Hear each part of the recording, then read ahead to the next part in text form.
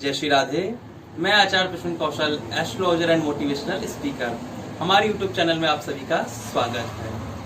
आज मैं जो उपाय लेकर के आया हूँ वो ऐसे विद्यार्थियों के लिए लेकर के आया हूँ, ऐसे बच्चों के लिए लेकर के आया हूँ कि जो पढ़ते तो बहुत हैं पर उन्हें याद नहीं होता, या फिर जो लोग पढ़ने बैठते हैं और उन्हें आलस आने लगता है, कॉपी उठाई और मन नहीं लगता।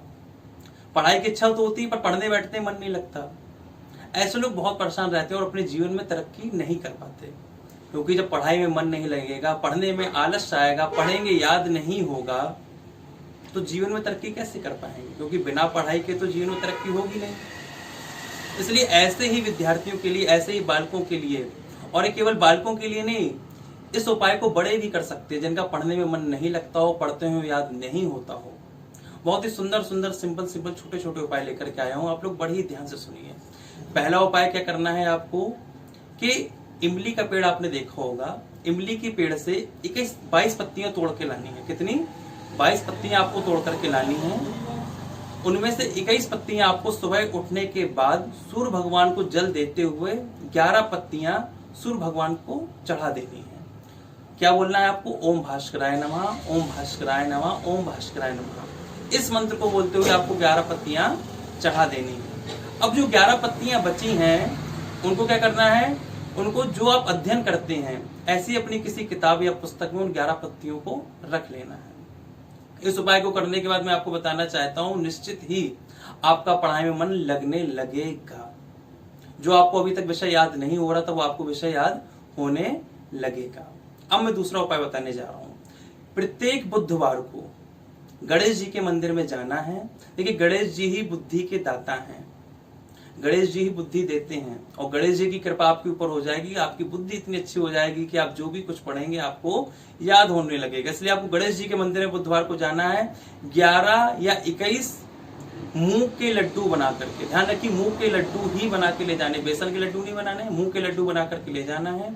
गणेश जी की पूजा अर्चना करनी है, उन्हें लड्डू चढ़ाने हैं, लड्डू का भोग लगाना है, और गणेश जी से प्रार्थना करती हैं, हे बुद्धि के देवता गणेश जी, हमारे ऊपर कृपा करिए, ऐसी कृपा करिए कि ऐसी बुद्धि हो जाए, हम जिस भी विषय को पढ़े वो हमें याद होने लगे, और पढ़ते समय हमें जो आलस्य आता है वो आलस्य हमारा दूर हो जाए। गणेश जी की कृपा हो जाएगी तो निश्चित ही आपकी सारी चीजें दूर हो जाएंगी। अब मैं आपको तीसरा उपाय बताने जा रहा हूं। ये कुछ मंत्र हैं सरस्वती जी के। देखिए, सरस्वती जी जो हैं वो संगीत और साहित्य, विद्या, इसकी देवी हैं, अधिष्ठात्री देवी हैं। सरस्वती जी की कृपा जिस बालक के ऊपर, जिस विद्यार्थी के ऊपर हो जाती है वो बहुत तरक्की करता है अपने जीवन में, अपने संगीत के क्षेत्र हो, विद्या के क्षेत्र हो, कोई भी क्षेत्र हो। इसलिए आपको सरस्वती जी की उपासना करनी है। आपको अपने मंदिर में जाकर के, यदि सरस्वती जी की कोई प्रतिमा हो तो बहुत अच्छी बात है। यदि सरस्वती जी की कोई प्रतिमा नहीं है तो एक मार्केट से, बाजार से आप प्रतिमा ले आइए सरस्वती जी, या कैलेंडर, फोटो कुछ भी ले आइए। सरस्वती जी के सामने बैठ जाइए, नित्य प्रति उनसे प्रार्थना करिए हाथ जोड़ करके। बहुत ही ध्यान से सुनिए मैं जो बोल रहा हूं। ओम शारदा माता ईश्वरी, मैं नित्य सुमरी तोए, विद्या हाथ जोड़ अर्जी करूं, विद्या वर दे मोए। ओम शारदा माता ईश्वरी, मैं नित्य सुमरी तोए, हाथ जोड़ अर्जी करूं, विद्या वर दे मोए। ये आपको 11 बार, 21 बार, यदि हो सके तो 108 बार इसका पाठ आपको करना है। आपके ऊपर निश्चित ही सरस्वती जी की कृपा होगी, और सरस्वती जी की कृपा आपके ऊपर एक बार होगी तो फिर चकाचक आनंद ही आनंद हो जाएगा आपके जीवन में। अब देखिए, मैं आपको एक चौपाई बताने जा रहा हूं जो बहुत ही सटीक चौपाई है। तुलसीदास जी ने रामचरितमानस में इसका वर्णन किया है। जब राम जी अपने गुरुकुल जाते हैं विद्या अध्ययन के लिए, बहुत से बालक इस चौपाई का अध्ययन करते भी हैं। मैं वो चौपाई बताने जा रहा हूं। गुरु गृह गए पढ़न रघुराई, अल्पकाल विद्या सब आई। मैं एक बार फिर से बोल देता हूं। गुरु गृह गए पढ़न रघुराई, अल्पकाल विद्या सब आई। ये चौपाई आपको कब पढ़नी है? जब बच्चे अपने स्कूल के लिए जाते हैं तो मंदिर में एक बार जाएं, भगवान से हाथ जोड़ करके प्रार्थना करें, और इस चौपाई का 11 बार, 21 बार, 108 बार, जितना भी उन्हें टाइम मिले पाठ करना। कम से कम 11 बार तो इसका पाठ करना ही है। और जब भी अपनी पुस्तका खोलें तो इसका 1-2 बार पाठ कर लें, बहुत अच्छा रहेगा, भगवान की कृपा हो जाएगी। ये बहुत ही सटीक चौपाई है।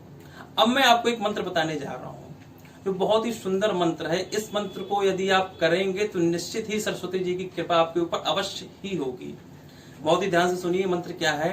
ओम शारदाय नमस्तुभ्यम मम हृदये प्रवेशनी परीक्षायाम समुत्तीर्णम सर्व विषय नाम यथा। ओम शारदाय नमस्तुभ्यम मम हृदये प्रवेशनी परीक्षायाम समुत्तीर्णम सर्व विषय नाम यथा। इस मंत्र का भी आपको जाप डेली करना है। सरस्वती जी के सामने बैठ जाइए, डेली मंत्र का जाप करिए, निश्चित ही सरस्वती जी की कृपा हो जाएगी। तो आपके ऊपर विद्या की ऐसी कृपा होगी कि अभी तक जो विषय आपको याद नहीं होता था, आपका पढ़ने में मन नहीं लगता था, पढ़ने में आपको आलस आता था, ये सारी चीजें आपकी दूर हो जाएंगी। और जो भी मैंने मंत्र चौपाई बोली है, सारी चीजें आपको डिस्क्रिप्शन में मिल जाएंगी, वहां से जाकर के आप नोट कर सकते हैं। और जितने भी ये प्रयोग मैंने बताए, ये सारे प्रयोग आपको एक साथ नहीं करने हैं, आप एक एक करके इन प्रयोगों को कर सकते हैं। पर इन प्रयोगों को आप पूरी श्रद्धा से, पूरे विश्वास से करिए। मैं आपको यकीन दिलाना चाहता हूँ, ये प्रयोग मैंने बहुत से बच्चों को बताए हैं और उन बच्चों ने इन प्रयोगों को किया भी है, और इन प्रयोगों को करने के बाद उन्हें अपने जीवन में इसका बहुत ज्यादा लाभ प्राप्त हुआ भी है। मैं भी चाहता हूँ आप इन प्रयोगों को करिए और अपने जीवन में इन प्रयोगों से लाभ प्राप्त करिए। इन्हीं शुभकामनाओं के साथ राधे राधे।